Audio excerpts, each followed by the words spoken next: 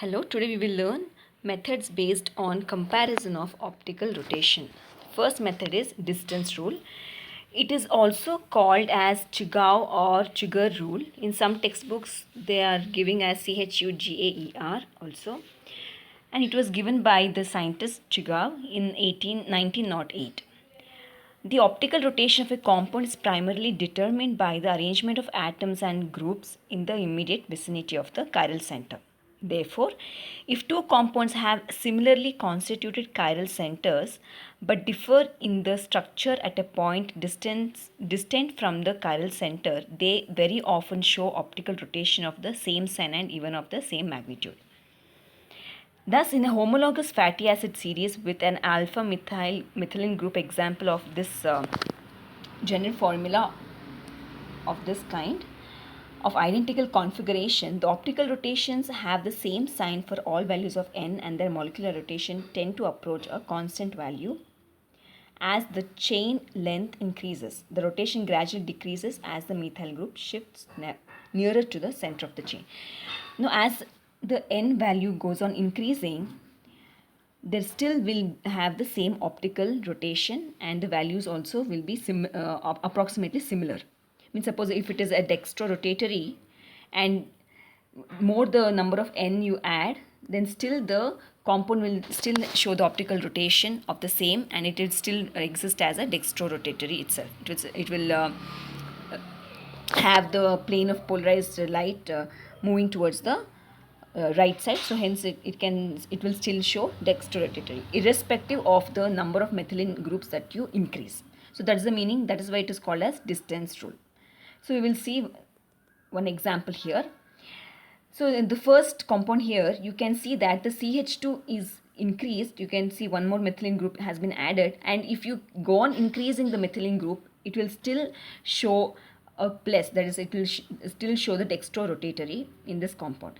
But if the rotation is decreased, the rotation will be decreased once the methylene groups comes in the vicinity of the central atom, that is the chiral center. So here you can see there is only one CH3 group here and it is levorotatory. So this is the meaning of the distance rule. The more the number of n's you add, the optical rotation will exist the same, but once the rotation is decreased, then there can be a change in the optical rotation. So that is the distance rule.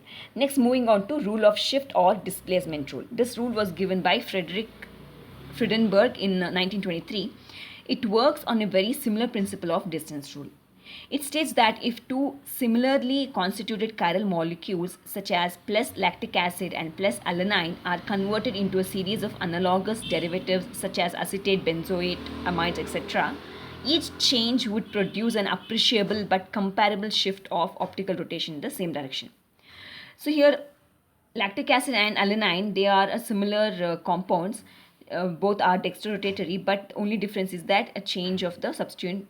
Lactic acid is a acid with a OH group, whereas alanine has an amine group. So once you take the homologous, or once you take the derivatives of the lactic acid, and if you compare the optical rotations of these, you can see here first is the lactic acid, then we have the derivatives of the alanine. You can see that there will be a drastic change in the optical rotation values, but we can see that there will be a comparable values among the derivatives. So that is the meaning of the rule of shift here. So there will be a lot of values change once it comes with respect to derivatives. That is, acetyl derivative value is different from benzoyl derivative, different from the tosyl derivative. But when you compare the optical derivative values of optical rotation values of the lactic acid and the alanine, we can see that they will be comparable. That is, if you take the acetyl ethyl ester of alanine, it is minus 80 for lactic acid, and for alanine it is minus 84. Similarly, you take the free acid derivative, free acid, then it is plus 3.6, and for alanine it is going to be plus 2.4. So there is going to be a comparable optical rotation values for the derivatives of lactic acid and alanine, because these two groups are similar in nature, almost similar in nature. So that is the rule, that is the explanation for the rule of shift or the displacement rule. Next, moving on to rule of optical superposition.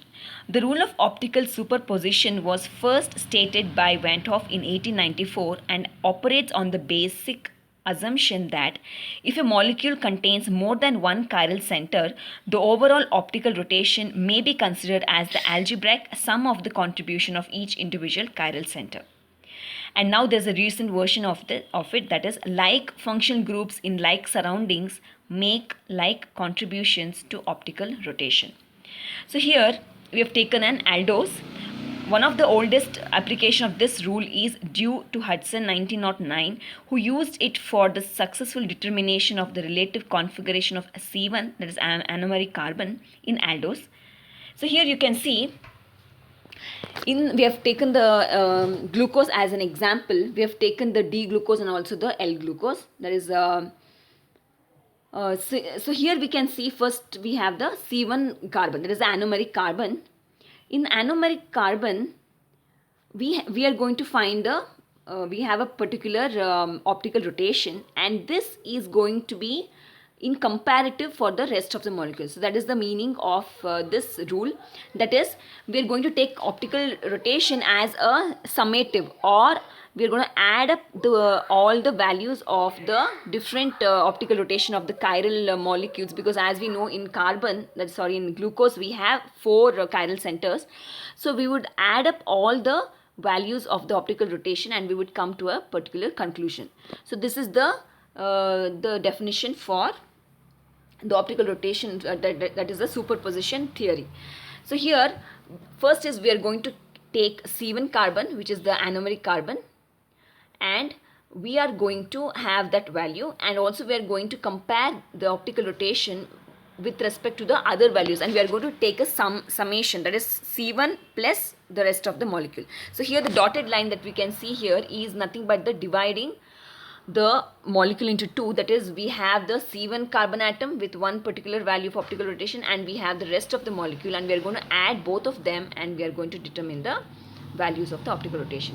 So in D aldoses, alpha anomers have a higher dextrorotatory than beta anomers, and in L aldoses the alpha anomers have higher levorotatory than beta anomers.